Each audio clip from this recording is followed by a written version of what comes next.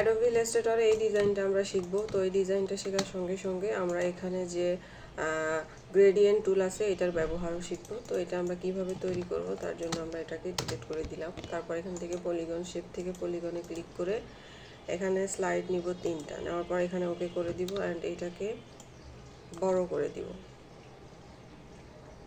একটু বড় করে দিলাম। তারপর control C control F press করে অল্টার শিফট প্রেস করে এটাকে এরকম পর্যায়ে নিয়ে আসলাম। তারপর পেন টুল সিলেক্ট করলাম অ্যান্ড পেন টুল থেকে এখানে প্রত্যেকটা অ্যাঙ্করের সাথে এইভাবে এটা জয়েন করে দিব। ওকে, তো এইভাবে অ্যাঙ্করটা জয়েনিং করে নিব। নেওয়ার পর সবগুলোকে সিলেক্ট করে এখানে শেপ বিল্ডার টুলে যাব, যাওয়ার পর এখান থেকে শেপগুলোকে কেটে নিব। ওকে, এরপর এখানে গ্রেডিয়েন্ট কালার ইউজ করব। তো আমি এখান থেকে জাস্ট স্ট্রোকগুলো সিলেক্ট করে নিচ্ছি। তারপর এখান থেকে গ্রেডিয়েন্ট কালার ইউজ করব। তো আমি এই গ্রেডিয়েন্টটা ইউজ করি, মূলত এইটা ইউজ করতেছি। চাইলে আপনারা আপনার ইচ্ছে মতো কালার ইউজ করতে পারেন। তো এই পর্যায়ে চলে আসলে এখন যদি আমরা কালার চেঞ্জ করতে চাই তাহলে আমরা গ্রেডিয়েন্ট কালারে যাব, এখানে সিলেক্ট করে গ্রেডিয়েন্ট কালারে যাব। যদি সিলেক্ট না থাকে তাহলে কিন্তু গ্রেডিয়েন্ট কালার কাজ করবে না।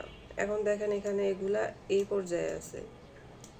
তো আমরা যদি এই পর্যায়ে কালার চেঞ্জ করতে চাই তাহলে এইভাবে কালারটা চেঞ্জ করে নিব এদিকে, এবং এরপর যদি আমরা ঘোরাইতে চাই তাহলে এখানে ঘোরানোর অপশন আছে, জাস্ট আমরা এরকম করে ঘোরায় নিব। কালারটা আমরা যে পর্যায়ে রাখতে চাচ্ছি সেই পর্যায়ে নিয়ে আসলেই হবে।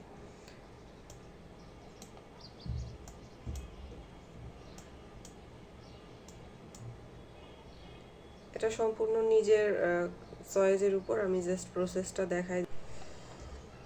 তো তারপরে এটাকে এখন ঘোরাবো। যদি ঘোরাইতে সমস্যা হয় সেক্ষেত্রে জুম করে নিয়ে কিন্তু ঘোরানো যাইতে পারে, আর যদি তারপরে ঘোরানোর অপশন না আসে তাহলে অল্টার প্রেস করলে কিন্তু ঘোরানোর অপশন চলে আসবে।